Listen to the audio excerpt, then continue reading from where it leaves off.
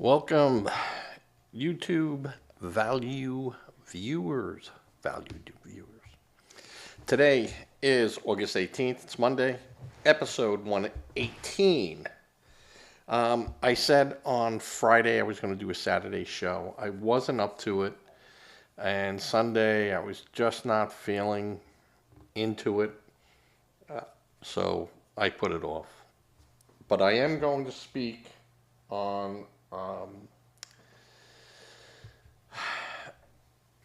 some of the things that I did speak about in depth was gerrymandering and what's going on in Texas and what could be going on in California and other places, because this is going to be a tit for tat. Or it could be. I do not advise the Democrats to do that. The congressional maps and everything else point towards definitely a definite win for the Republicans if you go and challenge them in that manner. I think that would be a very foolish thing to do. I'll move this over here. It's my little NCUA logo. But I had said I didn't go into depth about what the redistricting, and that has always been an issue going back into the late 1700s, and using the map and population. The 1965 Voting Rights Act set a lot of things in motion of protecting historically discriminated areas, states, where they'd have to get permission from the federal government to redistrict. And that got challenged in, 2021? And they kind of lost that redistricting and having to ask for permission from the federal government. That was like Article 5 and Section 2 and stuff in it, or Section 2, Article 5. But what actually is going to happen is part of that voting rights will survive, and that's one person, one vote. States are allowed to interpret district lines a little bit differently than the federal. And states have a lot of leeway on doing that. The Supreme Court also stated that they have no jurisdiction to go in there and force the states to do anything but, protect your right to vote. So that 2021 decision, where a lot of you hear Democrats saying they gutted the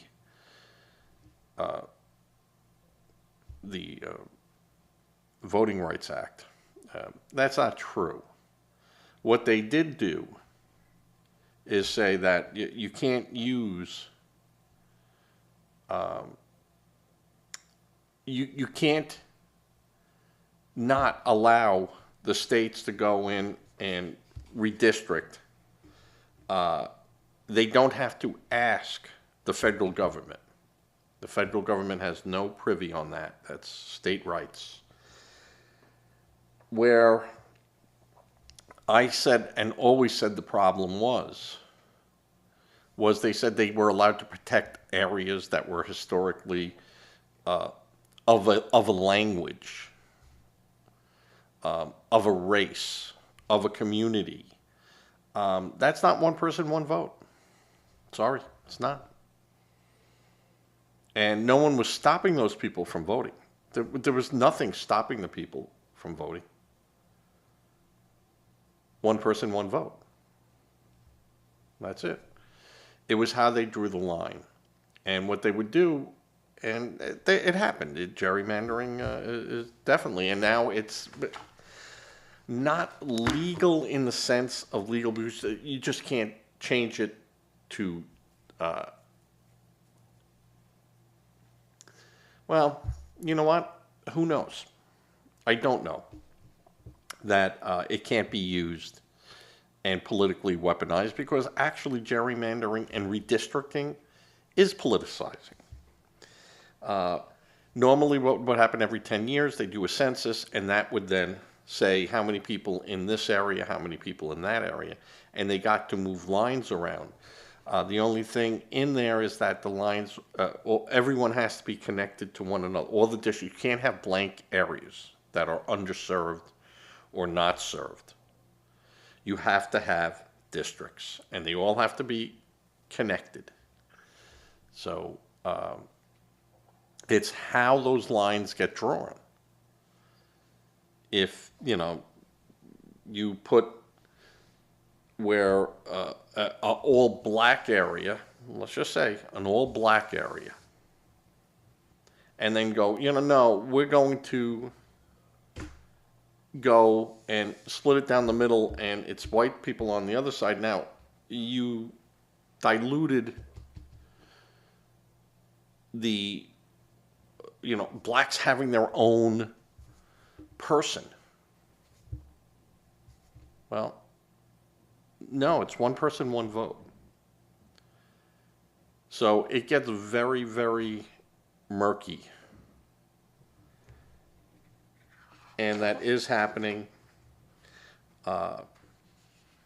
It's going to be interesting to see what happens in Texas with that, because there's a lot of things going on in Texas now. Of course, the Democrats have said they're going to return, and they're going to face a quorum and a vote. The Democrats threw in the towel. They knew that they were beat. They knew that this was not going to go in their favor, as far as when push comes to shove, if you don't come and do your job, the reasonable is, it's not someone being removed doing their job, it's removing someone who refuses to do their job. Huge difference. I think some cooler heads at the DNC started speaking to these people and said, hey, you do this, you're going to lose your job. And people are going to say, you don't do your job, you're out. You want to do the fight on the floor, you want to fight it that way, you do that. You do what you're elected to do. You're not elected to run and not do your job and not have any business of the legislation stop because you're having a temper tantrum. Though it's been done by both sides. I get it. But this kind of went above and beyond, because you had an entity like Beto O'Rourke going out, collecting money, and go, no, don't worry, we'll pay your fines, we'll pay your hotels, we'll pay your expenses. Just don't come back. Is that a bribe? It sure sounds like that. It sure sounded like you're doing something really underhanded here. And that's a bad way to go. So that is what's happening in Texas. That was going to be my first topic of the day. Second topic is going to be Supreme Court could wind up scrapping high-profile precedences in the coming months. Well, come on, we knew that. This is nothing. That's one of the liberal media outlets screaming that it's the end of the world. Some of this will be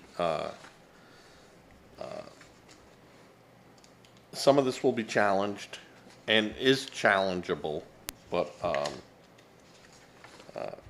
and the other thing that I'm going to be talking about, of course, a CNN story.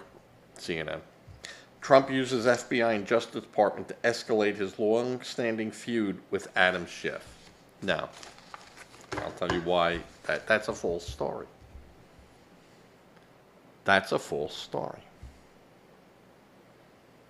So it's a silly position CNN took. So, well, we'll get back to Governor Abbott now. So, Governor Abbott won a big fight. He got the Democrats to have to come back, and they'll be fined, and they'll have to answer for what they've done, not only in the legislation aspect, but to their voters, to their supporters, and to the regular voters. And I think this, in the end, this will have hurt the Democrats. Them saying, well, no, they took a stand. Look at the stand they took. No, they didn't take any stand. Taking a stand would be standing all on one side of of their house and going, no. Stand up, no. And this is the reason. That's doing their job. That's doing something. Instead of stopping everything and doing what they did. Just real bad form, fellas. So, runaway Texas Dems officially throw in the towel and return home to face redistricting vote. And this could work in the Republicans' favor. It could work against them. Don't know till, numbers start rolling around. Now, the other big thing is, and of course, it can't be done soon enough. But, Trump is calling, he wants another census. Instead of, the 10-year, when does it do? 2031 or something like that, or whenever the census, But, and he wants to make changes on that, for the state, you could say everyone. Count everyone in the thing. But on the federal side, congressional seats, for congressional seats, I'm talking about the House of Representatives, not all of them. The Senate, you only get 2, and that's a statewide vote, and that's pretty easy to figure out. Doesn't go by lines. But in that, he only wants citizens to count in those districts. You can't count, 12 million illegals. So that's going to be interesting. And I think if that goes and he pushes that and that gets up to the court, I think that would hold. I think that would actually hold. So, but that's not going to happen anytime soon. I'd be shocked if that happened in time for the midterms. So, and, they say, well, non-citizens can't vote anyway. Well, in a lot of states they can. A lot of cities they can. For city, like in New York City, they can all vote. So there's a lot of places that allow non-citizens to vote in certain elections. And again, that segues into my other thing with it, how the Supreme Court could wind up scrapping some precedents. And Humphrey's executor, that has now been, kind of pushed to the side, and the president, in firing people from the Consumer Protection Agency and other agencies that were approved by the Senate and given terms. So, without cause. Now, the causes are very exact for firing them. President Biden fired someone from the railroad, um, railroad. I think he was an attorney general, or something along that line.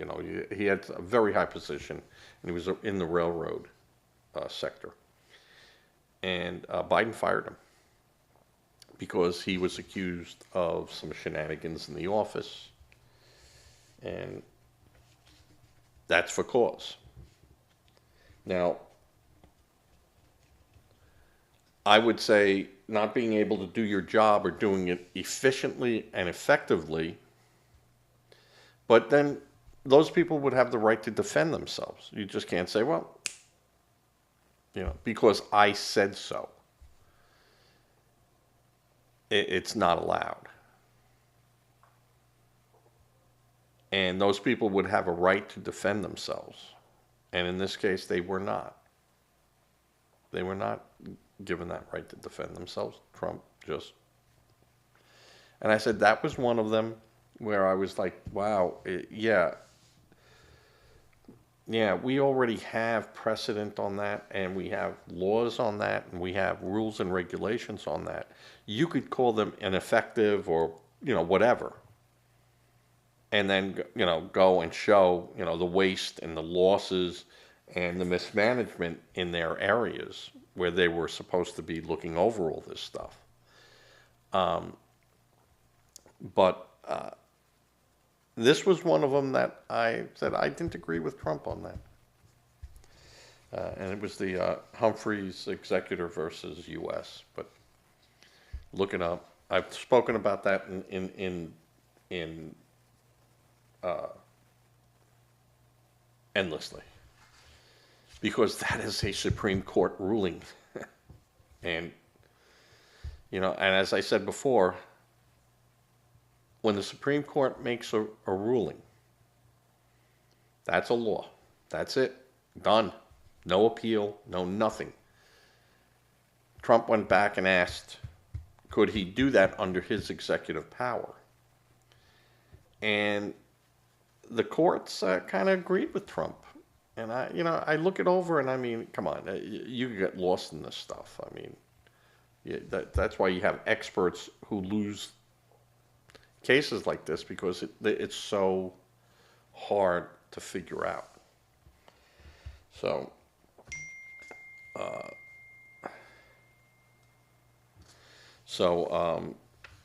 it's an interesting events that are happening. Apologize, I'm going to start sneezing in a minute. I think the case that really will be the big one is the Louisiana, Louisiana congressional district map. But again, man, they shouldn't really be getting involved with some of this stuff. So,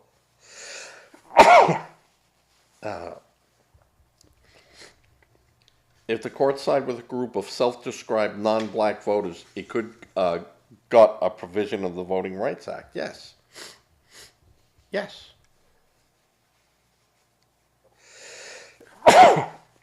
In Louisiana, what they're saying is that by protecting a person because of their color is a form of discrimination against someone who's a different color. How does that equal one person, one vote, when you're saying that those votes go to someone else in a redistrict line? Or you can't restrict it, and you can't make and you can't change those lines, those district lines, where it certainly is a state. It's a state right to do it. Legislators can do that. So it's a It's something that if the Supreme Court has its way. Well, I'm sorry, I'm fighting everything again. You know, I get this cold that comes back every 3 months. So the Voting Rights Act could be found to be partly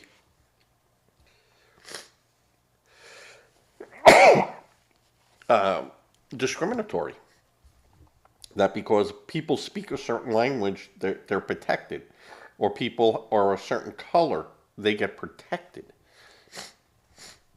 Then that's not a fair representation, is it? Why does that person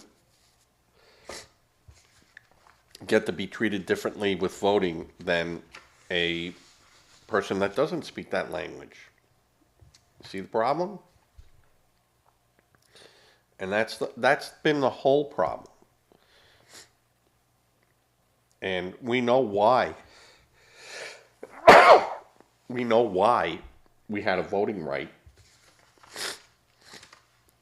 Anyone that says, oh, we didn't need that, out of their minds, blacks were restricted from voting. Yeah, that was the case. But they're not restricted now. So their color doesn't matter. A person who speaks Spanish, that doesn't matter. If they're a citizen, one vote. One person, one vote. This is a matter of saying, I now have more people over here than I have over there. And these lines are supposed to be broken up into as close to equal portion of population as you can get. But when you can't redistribute, because, well, there's German people over there, and there's French people over there. And they have to be given their own little district and stuff for voting. Well, what ends up happening? You have more congressional seats. And, you know, you have to have these special ones where you have to apply and try to get more seats. It's just not you get more seats. But if they redraw the lines and say, hey, these are the new lines, and it isn't like you get 50, every state gets 50 districts. Or whatever it is. I'm just throwing out a number. 10 districts. You get 10 districts. And you got to shove your population into up to 10 of those. So you might have a huge concentration of people up in this part of the state, but this part, not so much, like Maine. You know, so you have to be careful how you redistrict those lines, how you reset those lines. And there could be a lot of hanky-panky and a lot of people being no good nicks. Remember that? No good nicks? Ratfink. So the idea of the courts stepping in, mostly the federal, and they already said we can't go in there and tell you how to do your state lines. That's not in our wheelhouse. And where before they did say you couldn't change the lines, you couldn't do this, you couldn't do that, now they're saying, hey, it's a state issue. Now, one person, one vote, absolutely. You can't discriminate on race, color, religion, blah, blah, blah, and yet they do. Yet they do. And any discrimination when it comes to voting, is discrimination. So when people are saying we're being discriminated, you are. If I can't redistrict an area because there's X amount of black people here and we're going to keep that there, and we're going to reproportion that other side over there because we can't do it over here, so we're going to do it over there. No, that's wrong. That's wrong. So I think the Democrats will find that their challenge on this is going to hurt them. I understand. I understand exactly why they're upset. I understand exactly why they're upset. Sucks to lose. And mostly when you've lost the Congresses and you lost the White House. Yeah. You know,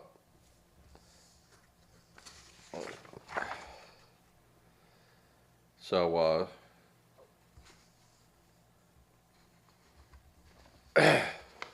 and you have people that, you had people like Victoria Norse, a professor at Georgetown University, writing articles. And she worked for the Biden administration. So where do you think she's going to be leaning to? Biden. If you had someone coming from the Bush administration, Bush was all right.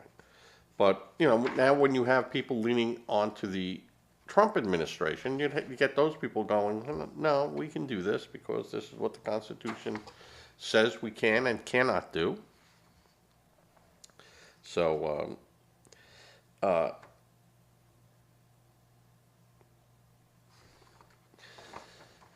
would say that in the case in Louisiana, the people making the petition are going to win because you just can't do what they did. It just won't pass the smell test, the sniff test. It just won't pass.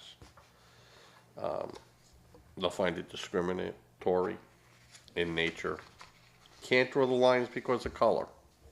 Can't do that. So I think you're going to see a whole reversal. I think the federal can come in on that and saying, hey, since it was, we've spoke of this before, and it is a voting rights issue, yeah, we can come in and say something about that. All right. The last story that I'm going to touch upon, because this is going to only be maybe a 40-minute show tonight. The CNN story where Trump uses the Justice Department to escalate his long-standing feud with Adam Schiff. Well, who does he go to? The Marines? Schiff broke a federal law. You might not think, and I keep saying, you might not think that that is a worthwhile, or is it even worth going through all the trouble that they're going through to get him on the fact that he saved, 1.3% on a mortgage that was backed by a federally insured entity?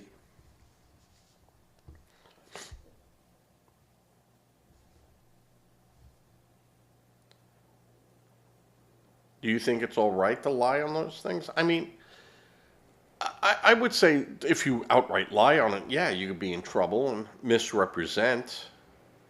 But I've said this before. I've had instances where I go, well, I didn't have my house appraised, but my neighbor just sold his house for, $400,000. So I'm going to assume my house is worth $400,000 because that's what the houses near me are selling for. So it's,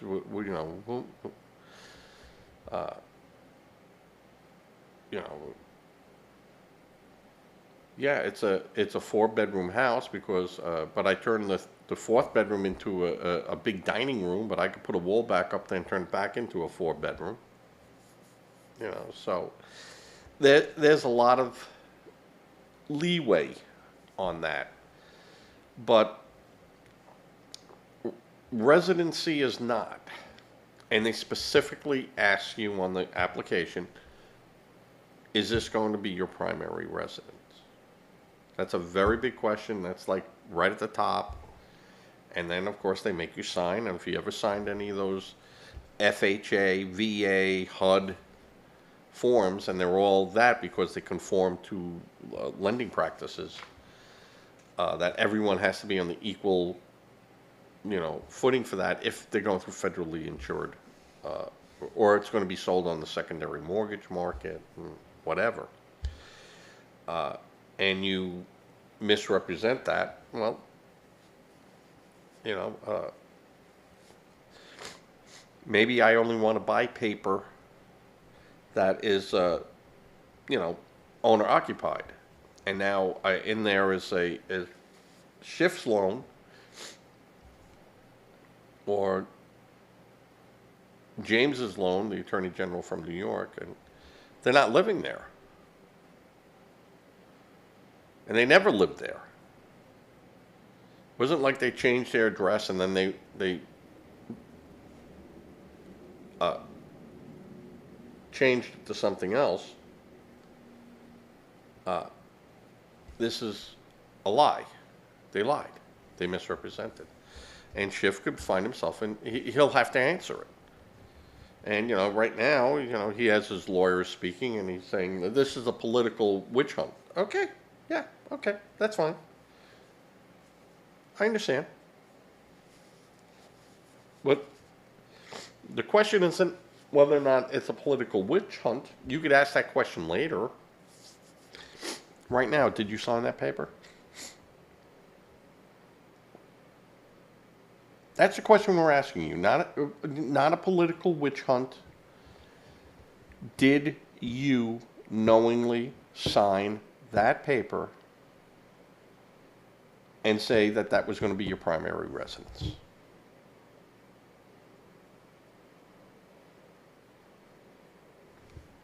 Yes or no? Yes or no? And like I said, if I was him, I'm not talking to you.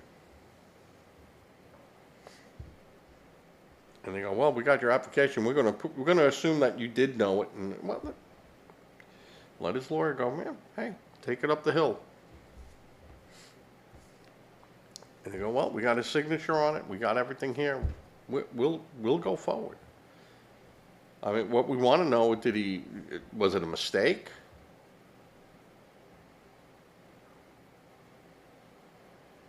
And he's a lawyer. He knows that that's a trap question. And they go, well, it was a mistake. And they go, well, you have given two choices on interest rates?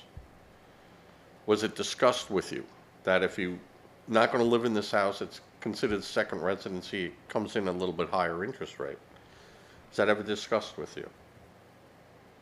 Well, you could go, it might, I don't remember.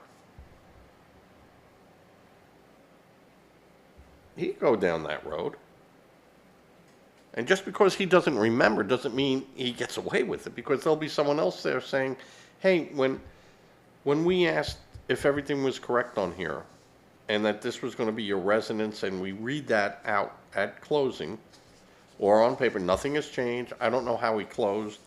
If he used an abstract, they go through and they go, this is your residency, right? And they make you sign papers again. I mean, you've gone through real estate closings, you signed 10,000 papers. So,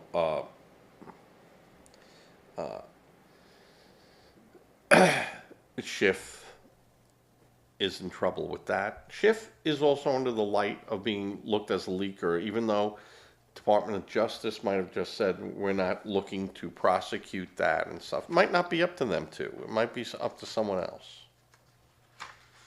We don't know yet. And for them to say that, because Kash Patel, just last week, released this accused where he had a staffer, and Schiff said it was a disgruntled staffer. All right. I mean, they can speak to him. They can get this information. And the allegations from a former staffer had already been investigated in Trump's first term by federal prosecutors, who questioned the staff's credibility but did not move forward on it. Well, we're looking at it again. We didn't close the case. We're just looking at it again. And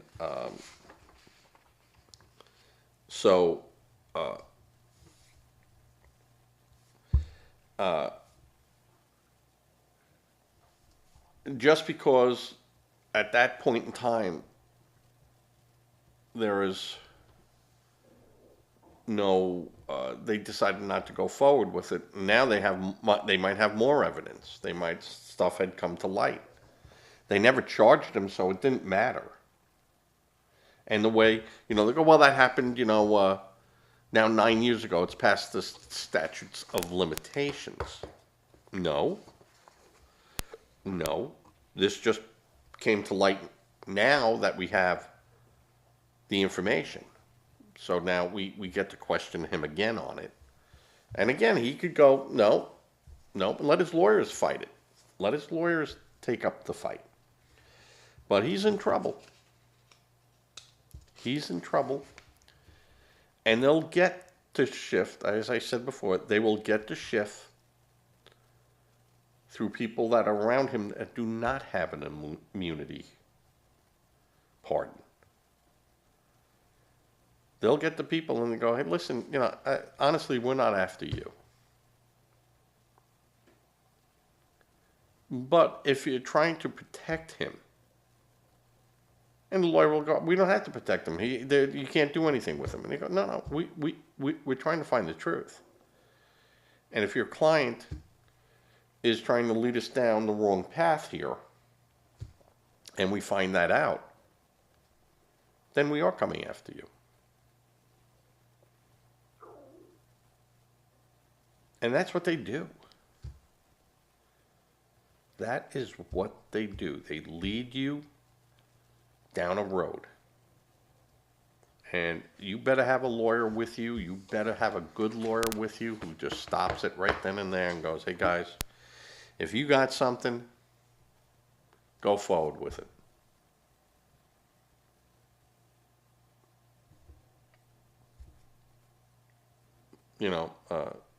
You take it to court. He could be then compelled to talk. He could be held in contempt of court. He could also be given immunity. Hey, listen, for the next 5 minutes, talk it over with your attorney. We're going to give you immunity on this whole matter. We just want the facts. And again, we're not after you. But you might have to go on a witness stand. You might have to go in front of a grand jury. You might have to do all this. But if you're telling us the truth and telling us what we are, answer the questions we're going to ask you, not give you the answers to what we want to hear, but just give us the truth. Nothing's going to happen to you. You're going to, after every court date, after everything, you're going home. You can go out to dinner. Might not be able to leave the country, but you can go out to dinner till this matter blows over. But you ain't going to go to jail. Not federally. So it could be interesting to see how this plays out. Can't do that so much with James as much as you could do it with Schiff. But I would say, in the end, probably Latoya or Latia, whatever her name is, James, she's in real trouble. I mean, it's just going to come down to ethics. We're going to ask you these questions. Did you say on these applications that you were married to your father? No. Well, how did this happen? I don't know how it happened. What do you mean you don't know how? Is that your handwriting? Did you fill out these forms? I don't remember. Well, we're going to have someone look at these forms and tell us whether or not who wrote these. And, you'll have someone, like Senator Kennedy get up there and go, so you're telling me you don't know that you said you were married to your father? That's something I would remember. So She's in trouble. She could, yes, I did that. I did that. I don't know at this point in time they could do anything about that. Now, some of her other stuff, yeah, they can. But that, no. But that comes down to becoming ethical. All right. You weren't in politics then. You were just, you were a lawyer and stuff, and you were trying to get trying to get something at a better rate. All right. All right. That's unethical, right? Yes. So you're not an ethical person. I've had my moments.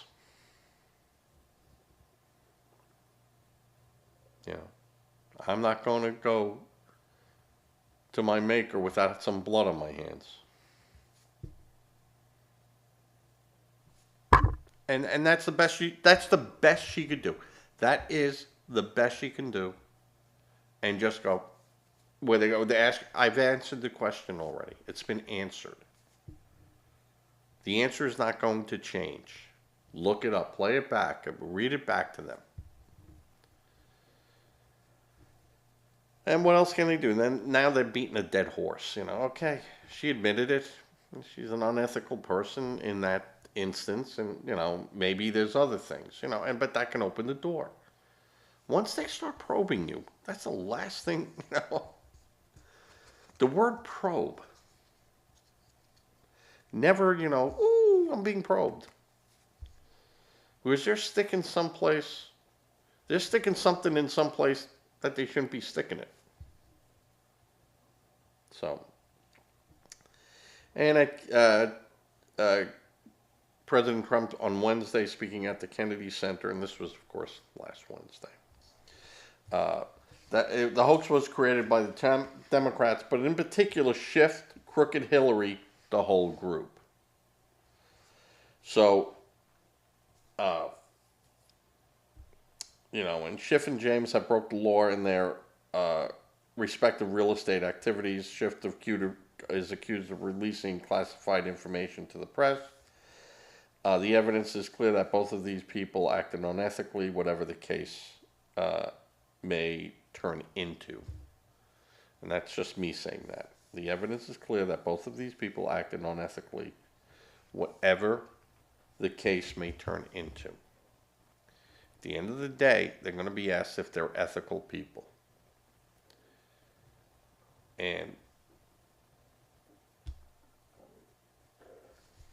so, the FBI Director Kash Patel added in another statement, the FBI will now lead the charge with our partners in DOJ, and Congress will have the chance to uncover how political power may have been weaponized and to restore accountability. Director of National Intelligence Tulsi Gabbard said the DOJ opening a grand jury investigation into the Trump-Russian collusion narrative is a setup towards accountability.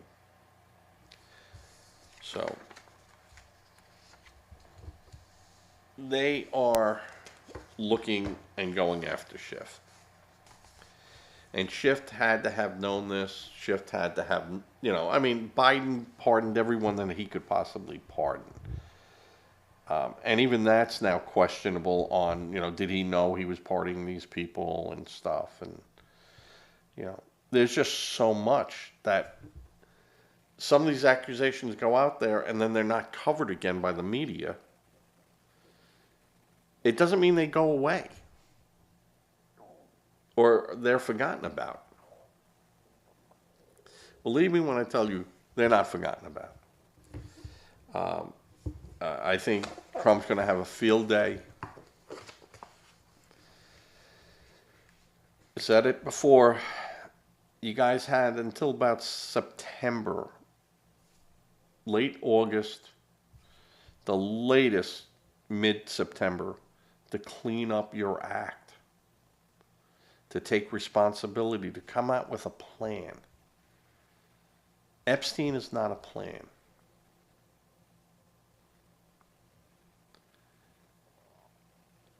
running from your jobs and hiding is not a plan. And if you're going to fight, have something you're going to fight about. Have a plan. I mean, you guys are running into the bullets. You're doing banzai charges.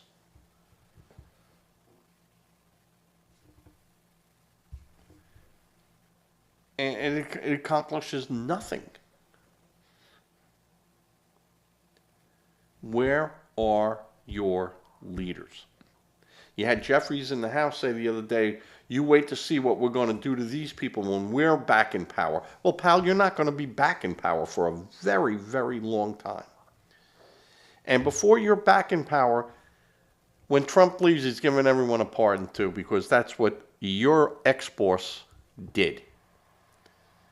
And now pave the road for that, assholes.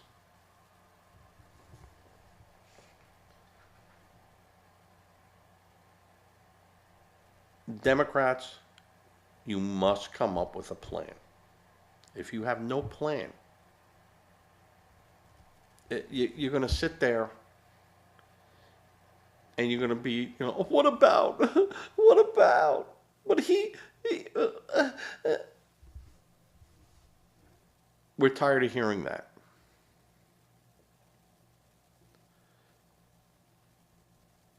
America elected a president who said what he was going to do. And he's doing it or trying to do it.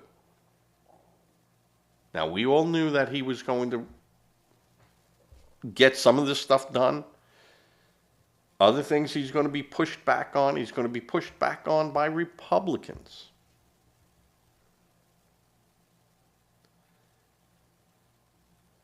But the voters said, you know what, I could take 80% of what he's saying. The other 20% we know is never going to happen.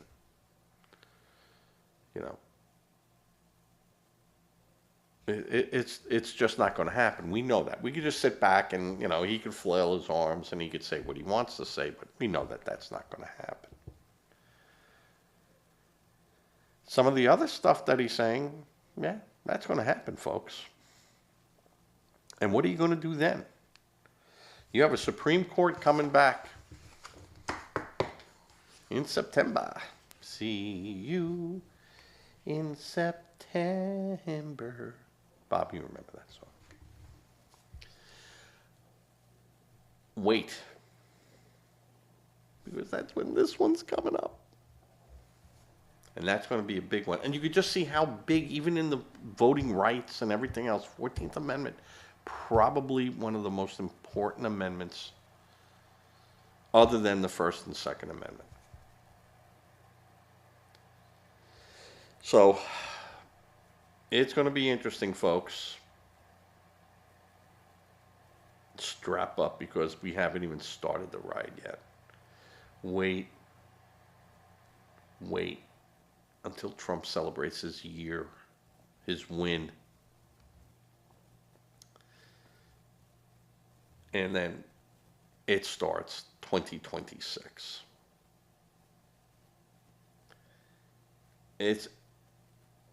You guys must get on the Trump bandwagon if you even want to think at this point of surviving. I mean, Schumer's a joke.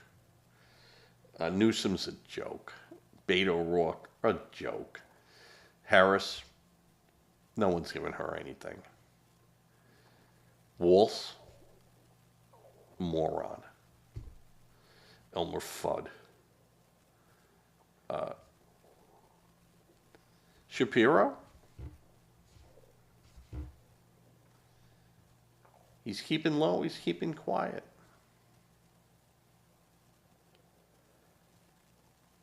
You haven't seen the Democrats beating up John Fetterman either lately. They got off that real quick. And I still say by December, Fetterman will be a Republican. He'll have enough of that party and he'll just go, I can't.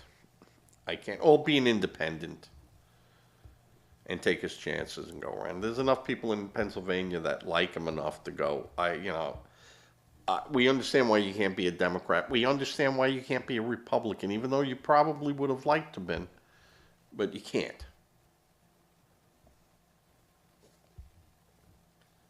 And he might be very successful at it. And you might have some Democrats that go, I'm going to be an independent. I can't go to the red. I certainly don't want to be with the blue. So I got to be my own person. And now you got to come to me and try to win me over on either side. That might be the best way to be productive in this environment. So that's it. 51 minutes, trying to keep this under an hour. You know my stance on donating. Give to a charity if you can. Charity does begin at home, and I understand that. If you're not comfortable with that, give to a food bank. But a food bank needs more than food. They need toilet paper, they need women products, they need baby products, they need shoes, they need clothing. There's a lot that these organizations do above and beyond just food. So if you don't feel comfortable in giving some money to a charity, just make sure it's a legit charity. Don't be a victim helping victims. But you want to give to a church or a synagogue or a mosque or something along those ways. Have at it. Give.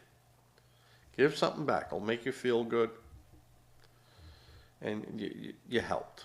You could honestly say, I helped someone. I don't know who I helped, but I helped someone. All right. With that, I'm going to fade to black on my live YouTube, which doesn't really go out live because I didn't realize you needed 50 subscribers. Come join. If you're watching this, become a subscriber. And tell me, Bob has no problem telling me horrible things. Horrible. Horrible, horrible things. But he listens. He listens. And if you're listening, join the channel. You don't have to agree with everything I say. You really should, but you don't have to. And, that isn't what America is about. Always, you could have a difference of opinion. And at the end, you better go with my opinion. But, of course, that's a joke.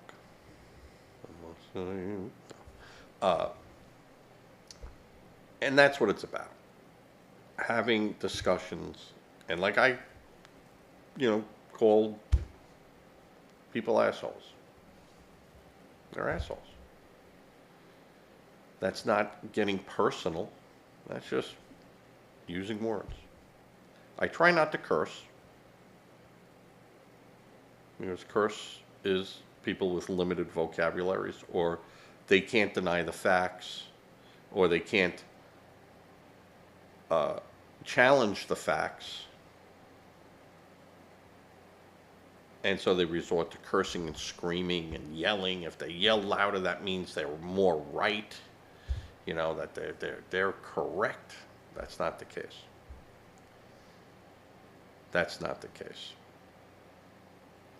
Are you listening, Bob? Are you listening? All right. With that, I'm going to say good night. I'm going to fade to black here. On my live feed, I am going to go to bars right after going to black. All right. Have a good one, all.